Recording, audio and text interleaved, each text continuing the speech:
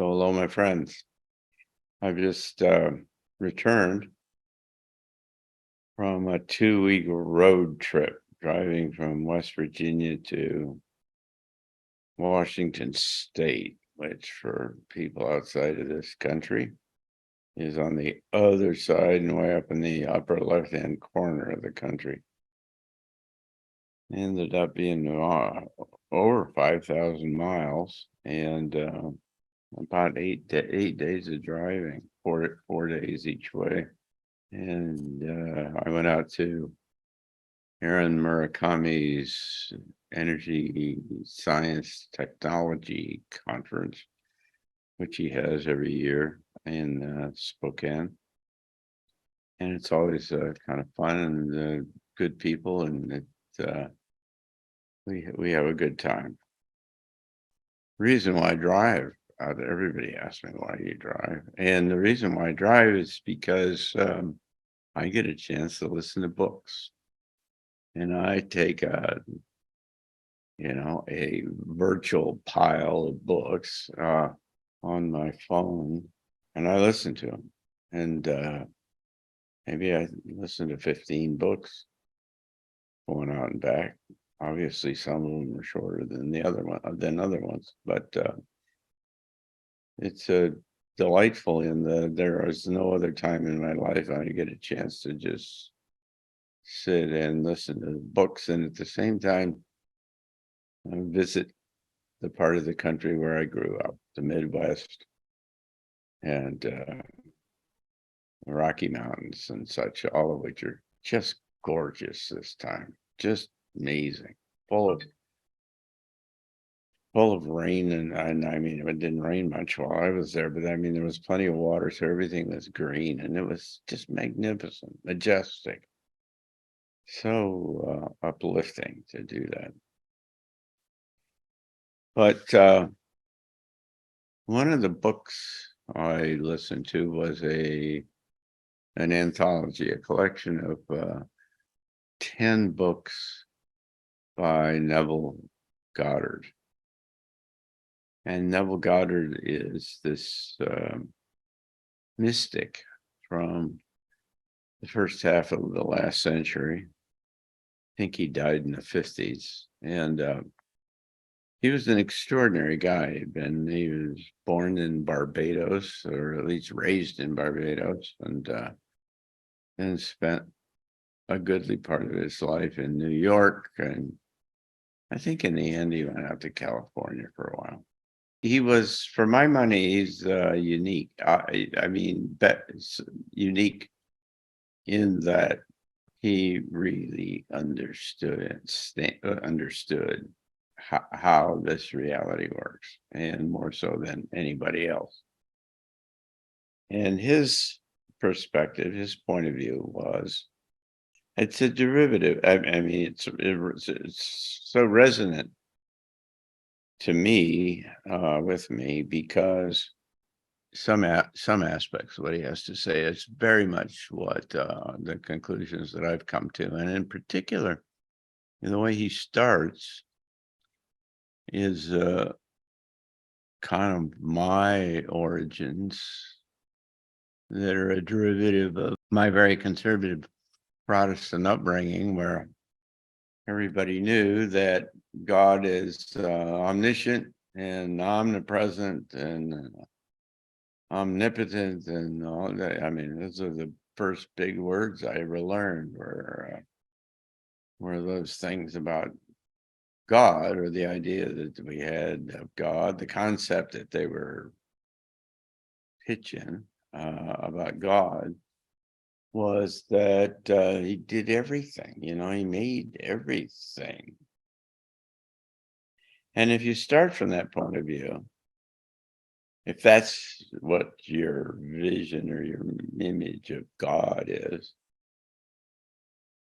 then if you think about that at all, which nobody in the community that I grew up thought about, but if you think about that at all, then you only two logic steps away from saying, well,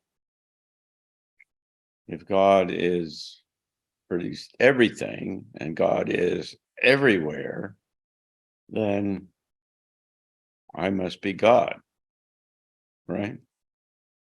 Because I'm part of everything and God is everywhere and God made everything. So what choice do you have? I mean, there isn't anything else. That's the idea, right? So I am God. Now, that's a good way to get yourself kicked out of church. If you in, at least in the churches that I went to, because then you running around heretical and all those kinds of things. And but the logic was pretty obvious to me, pretty young. I said, wait a second, you mean the trees aren't God? Well, if the trees are God, if everything is God, then everything is God after all. I mean, that's kind of simple, pretty obvious. Uh, and that then raises all kinds of, it begins to raise a whole bunch of questions about who you really, what are you, who are you, what are you doing here, and all those kinds of things. If you're God, I guess the bottom line for Neville Goddard, is that if you're God, and he is really quite explicit in saying, yeah, that's what you are, then you can do anything. I mean, you're God after all. You're unlimited by anything, so you can do anything. If you only got yourself in the mindset to understand that and believe it, that's the really important part, is the believing it. And he then built, he spent most of his life, or a goodly part of his life, going around. Essentially, it was almost like he was an itinerant minister. He was like an evangelist, I guess. And only he wasn't trying to save souls, but he was traveling from place to place and in churches a good deal, and explaining to them that the Bible was completely metaphorical. All it was stories of psychology, social psychology, I mean, personal psychology things. Nothing was what it seemed. That all of the words, all of the stories, all of the everything were all kind of like stories that were designed to be interpreted as psychology, psychological situations. And so whether it was Christ or all through the Old Testament, Adam and Eve, and you work your way all the way up to the New Testament and all the Gospels and the Song of Solomon. And I mean, my initial, when I first started listening to him, he jumps into the Bible so quickly that I just cringe. I mean, they messed with me so much when I was a kid that I was so happy to get away from all of that stuff. And you have to remember that my context was that every word in the Bible was true, and it was given to us by God infallibly, and I know that stuff is, and we built our whole life, our family, everything. When I went to a Christian college, so on, and built it all around that, the basic presumptions. Then you get a little older and you really learn a little bit about history and such, and you figure out, well, wait a second, this is a book after all, and it's a long time ago, and there's a whole lot of people that's been playing with this book one way or another and adding to it and subtracting from it and reinterpreting it and translating it and such. And so the notion that it is explicitly what it says it is questionable to begin with, and you need to really kind of say, wait a second, let's stick with the kind of the underlying principles here and use those as the basis for one's life, while not getting caught up in the literal stories and presume that Daniel and the lion's den literally happened that way, because I had forgotten. But I was reminded by Neville Goddard 2 days ago that when Daniel got in the lion's den, he turned his back to the lions and went off. I forget what he was, I don't know whether he was praying or what he was doing, but in any case, the lions had been starved on purpose in order to make them very vicious and hungry. And so they didn't need him, and he didn't even look at them, and he wasn't worried about them. And there's something kind of,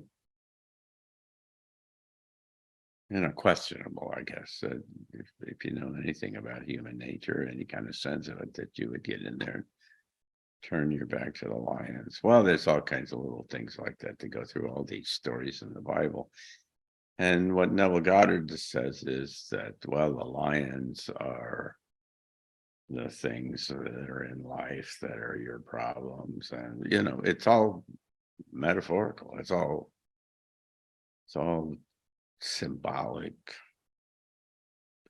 deeply and completely symbolic, from one story to another, to concepts and so on. And the basic notion is that you can, the prodigal son comes back, and Jacob and Esau. I mean, I haven't thought about these stories for years, and here you get, they're not literal. They're just, and they're all consistently symbolic. That's the thing that was kind of mind blowing about the whole thing, is that every time he turned around and he pulled out another Bible verse or a Bible story, it said the same thing. That the basic underlying kind of notion was the same.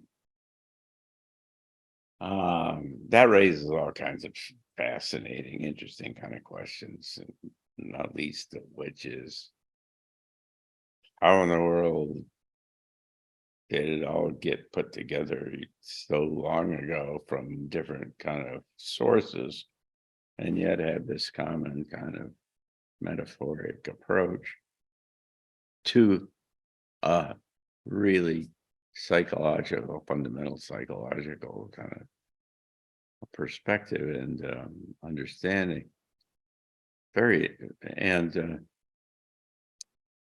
is another kind of interesting kind of piece in the middle of this from Neville, and that is that it is impossible, and we will never understand how it works.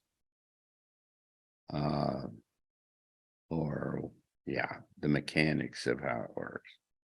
We can experience it and see, maybe it's why it works.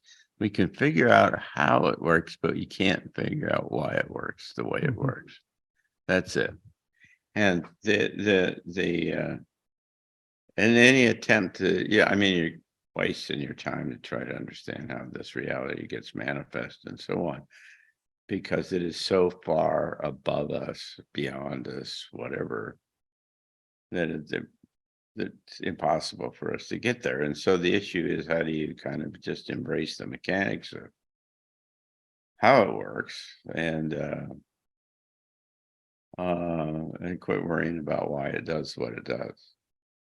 And the how it works part, which of course is the crux of the whole thing, is that we outpicture from our minds the physical reality that we believe in.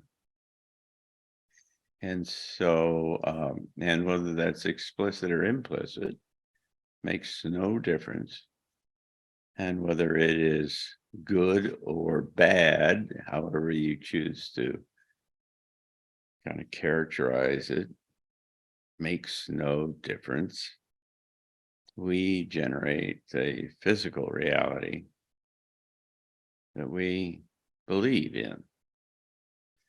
It is, and most people, of course, don't think about it at all, and it just happens, and they build a series of events in their lifetimes, all of which are consistent with what they believe, their mindset, their assumptions about who they are.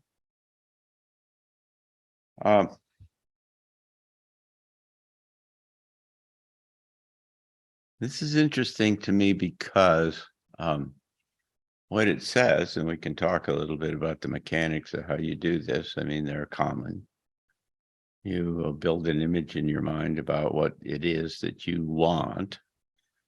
And what you want, like I said, can be wonderful or not. Or, it can be anything you want. It could be Hitler. It could be, I don't know, Jesus Christ. I don't care. The mechanics, the process is agnostic. And essentially, if you take the time, and that's what almost nobody does, but if you take the time to build a coherent mental image in your mind about something that you really want, and the wanting generates the emotional kind of energy behind this whole thing, because you got to really want it. And then you believe that it is real, that it is, that you can produce it, that it's real, because everything from Neville's point of view, everything that is possible already exists. Why is that? Because there is nothing other than God, and God is everything.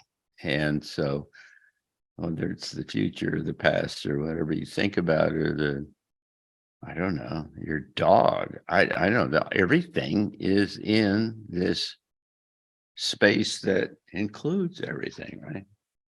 And therefore, if you are God, you can effectively access and manifest within this kind of dimensional space that we live in, because it's all a dream and it's all a game.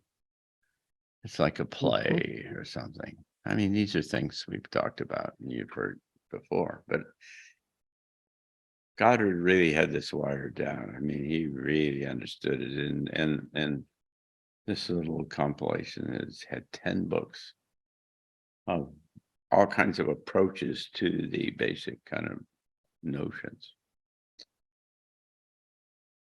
And the most important thing for me is that if you buy into this basic concept, this paradigm,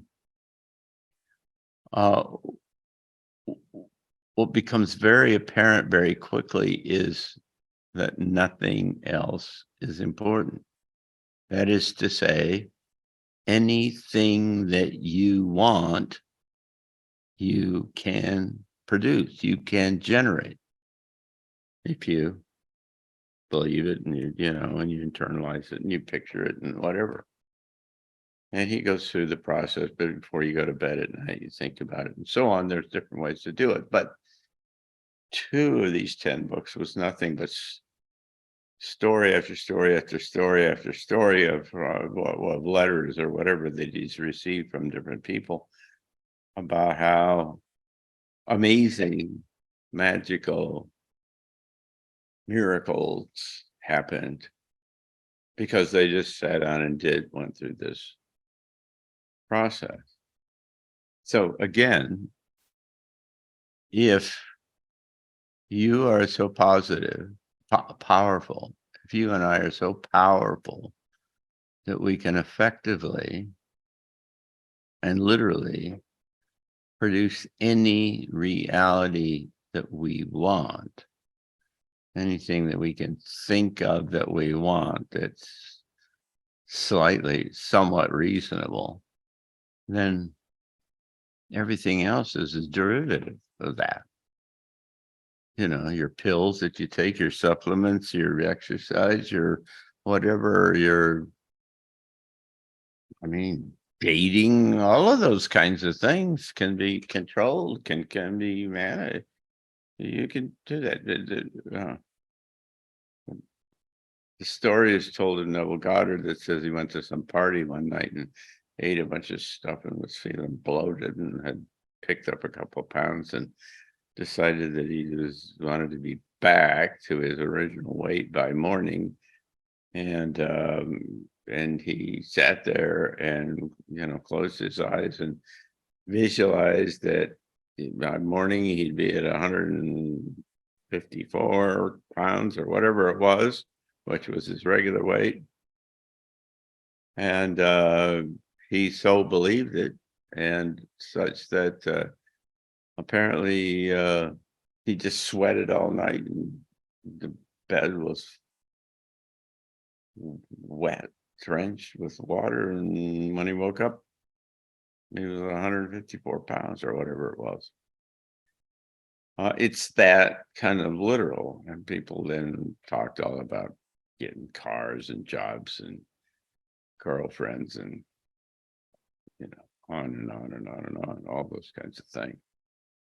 When I was in Spokane, I ran into an old friend out of the aviation community who I know fairly well. She stayed with us. She's been here and so on. And we met at a birthday party for a friend of mine. And they, we talked about airplanes, where you've been, what have you done, and so on. And I said, so what are you doing for dinner? And she said, I got no plans. I said, okay, I'll come. We'll go sit down. We sit down and start talking. And immediately the conversation goes to the Silva method, the Silva mind control. Jose Silva, who has this thousands and thousands of people have gone through his program. And it too is a manifestation program. And it is congruent with what Neville Goddard, and which was an interesting bit of serendipity to have been reading and listening to the Neville Goddard books, and then I run into Ramona, and Ramona is all into the Silva things, and said, "This is the most important. This has changed my life more than anything that there is." And she then goes on and tells me all of her stories about how her life has been changed because of all of this. Okay, so clearly I was supposed to drive to the West Coast interminably and read this, learn this, have these kinds of conversations. Because I'm telling you, I came back as I was coming down through Pennsylvania, working my way back here. So I kept saying to myself, there isn't anything else. This is it. This is the most fundamental thing there is. It's so simply fundamental in that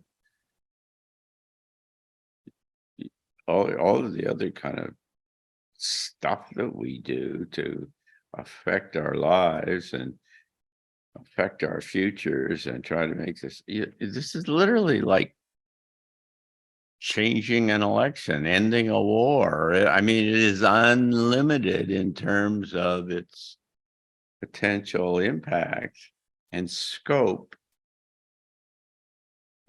constrained only by our individual abilities to believe and to get into the space where we discount all of the physical reality and the constraints that are related to our image of this 3D world.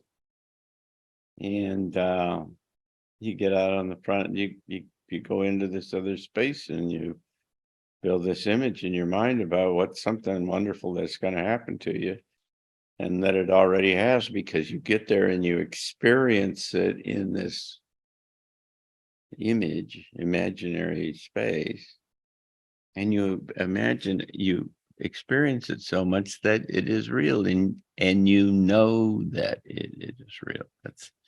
That's the difference. It's not like you stand on the outside and look at it, and that you are in the middle and you become it. And that kind of, from a logical point of view, process is simple. I mean, I've just explained it to you here in 5 minutes. So it's nothing. I mean, it's not convoluted in any big way. I mean, there's little kind of things around the edges that the more you learn about it, dreams play an important role if you want to hasten, if you want to accelerate this whole thing or activate it in a better way, I guess, then you start to play it.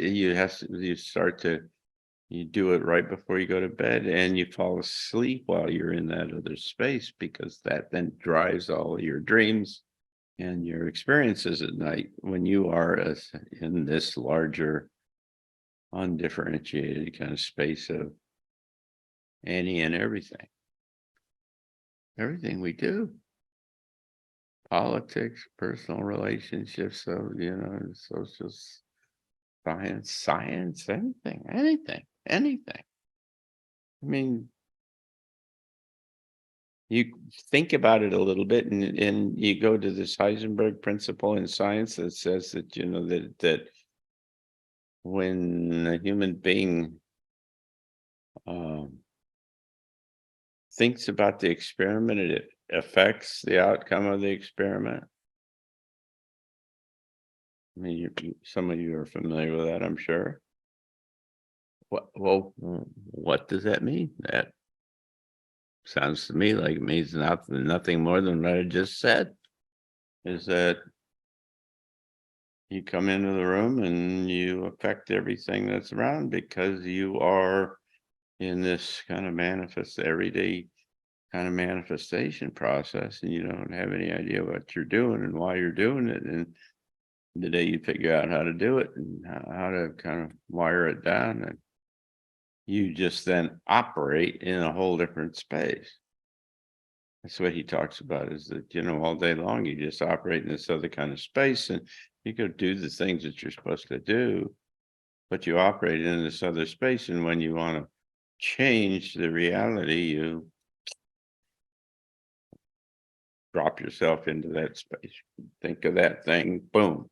And that's exactly what the Silva thing is all about. They talk about getting not in their groove or their place or some other kind of thing, and they learn this kind of meditative technique that allows them to rapidly kind of settle down into this no time, no space area. And then when they drop, they talked about these interesting stories about people who've lost things and can't find things, and and kind of on the fly in their job, they just stop Oh, that's where it is. And they suddenly remember where this thing is, that their keys or their drawings for their building or whatever the thing is that they were looking for. They figure out where they were, even though they've looked all over the place and couldn't find them before. And so there is this space. This is really fascinating and amazingly powerful. It's just kind of like if you want to change the world, if you want to become somebody else, if you want to get out of prison, if you want to whatever, you just, it might take a while, might take you a few weeks if you keep doing it, but you keep doing this. You do it every day. And inevitably, it happens. I read a year ago, I was reading some of this stuff, and I decided that I was going to make it work. And what I was going to make it work was around a friend of mine who is in prison. He's in a penitentiary, and he's been there all his life. They picked him up when he was a kid on the streets of Washington. And he was doing armed robberies and stupid stuff. And some cop said, "Let me show you what we're gonna do, kid." And they framed him for accomplice in a murder, and they threw him in prison for a lifetime. And he's went in at 21, and now he's 62 or something like that. I mean, his whole life he's been in prison. And this is a guy who is really bright. He's got fire and light in his eyes, and he's really working. He wants to be a screenwriter and some other kinds of stuff. But anyway, he's a good man. And I've spent a lot of time and effort over the years trying to figure out, see how we can get him sprung. And so I decided we'll do this. So I started through the process. I built this picture because I'd been up to visit him a lot in his facility in the prison where he was. And so I knew what the whole thing looked like and how the entryway and the visiting rooms and what the door that he'd come out and everything. And so I imagined, and I saw him coming out of the door, and I'd throw my arms around him and take him out and put him in a car, and I'd take him away. And I did that day after day after day after day. And one day I get this message from him, and he says, "I'm getting out tomorrow." He says, "They came and told me today that I'm getting out in the morning, and so to pack up my stuff and get ready." And I was wow, how cool is that? And I forgot to keep doing it until he came through the door. And somehow the prison system in this country is really screwed up. Somehow in the morning, somebody changed their mind and they didn't let him out. And I gotta believe that if I'd have stayed with it, I probably could have gotten him out. Now he's been another year or two, and so you're kind of you're unlimited. This is and if we're in this time of this giant change and the emergence of a new human and a new world, and we need to shape it, and we want a place where there aren't any wars and all that kind of stuff. Just as simple as building the imagery and staying with it and doing it. And my guess is that you get compounding if you get multiple people who are doing essentially the same thing, which is the basis of some of our programs here at the Arlington Institute. So anyway, I have come away convinced that in very real terms, there is a way to change the world and to change each of our individual lives. and that it is sitting there in front of us, and it is simple. And by that, I mean, you don't have to have a college degree. You don't have to live in the United States. You don't have to have a certain kind of income. You don't have to have anything. The reason why I am convinced of this, it is the only thing that I know of that doesn't require you to come up with big chunks of money and go to big week-long seminars that are full of all kinds of gear and techniques and blah blah and breathing and whatever, and you got to learn it, and if you can't learn it, then you can't, you know, you won't get there. And mm-mm, mm-mm. The the secret has got to be universal. It just has to be. You can't say that you've got to go to some workshop, and only the people that go to this workshop or go to this church or graduate from this college, or you can't. It's got to be universal. I mean, this is about the evolution of the species. So it's got to be potentially open to anybody, no matter where you come from, right? So you don't have to come up with $5,000 to spend a week with whoever at some, you know, swanky resort hotel or some other thing, and every day do long meditations, or you don't need to have a channeler or whatever, or all of the things that we've all done.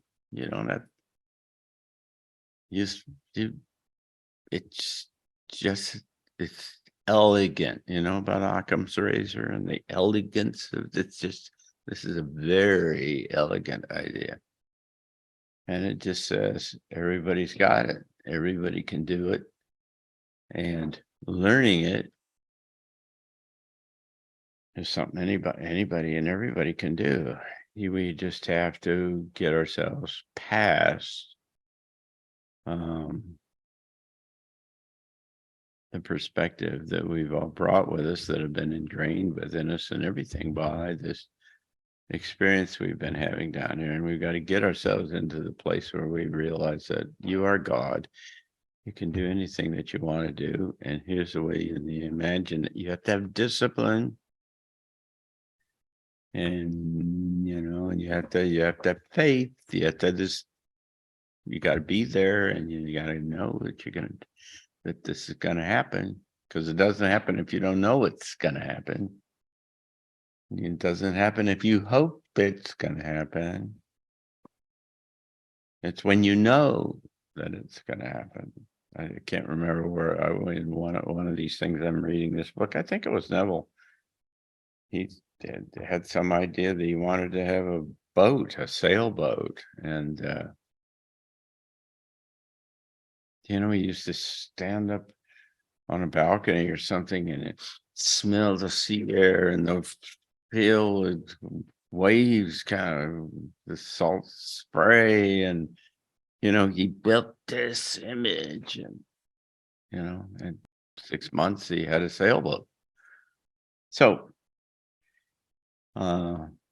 that's what I found out, and so I'm going to work on that one. Going to see how that works and see what we can do to help make this all a better place for everybody.